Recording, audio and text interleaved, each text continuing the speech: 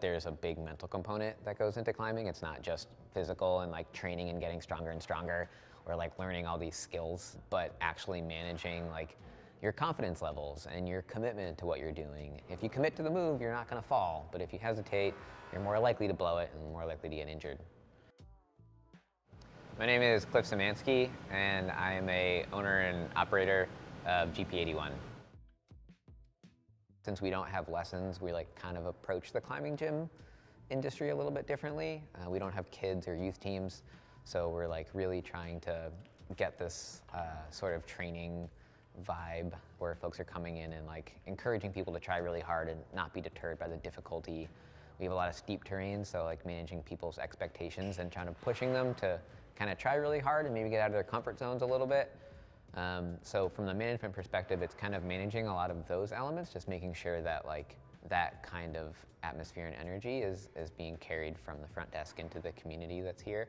And just making sure like the team of people that we have working here all know what's going on, what they're doing.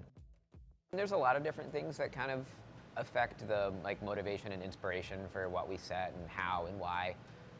Sometimes it'll be, we went outside climbing and there was a boulder that I liked or that one of us really liked, and we'll try to recreate those moves. But for the most part, we'll just take the holds that we have available and the volumes that we have available and kind of lay everything out.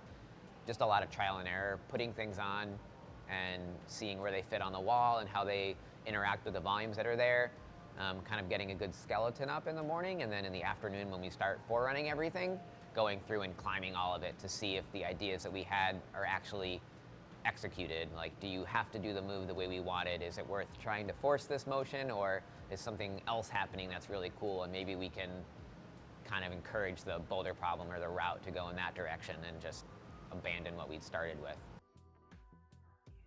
It's always interesting, like being this small climbing gym in New York City, like who comes and seeks out this sort of atmosphere and how they even found out about us in the first place. 'Cause we don't really do any marketing or advertising. You know, it's just interesting that like a friend of a friend will refer someone, and then next thing you know, there's like someone I haven't seen in years that's walking in the front door, and you know, we just get to catch up and climb, and it's definitely a highlight for me.